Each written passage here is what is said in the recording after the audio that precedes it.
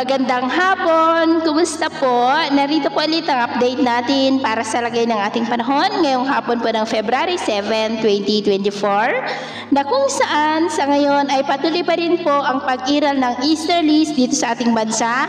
May amihan po pero nandyan pa lamang sa may extreme northern Luzon at simula po ngayong weekend ay magsimula na po na muling lalakas ang bugso ng hanging amihan. At may tropical wave pa rin na nakakaapekto dyan sa may Mindanao at Bisayaan at ito naman ay pinapakita ng forecast model natin pong ginagamit hanggang po sa susunod na 2 linggo.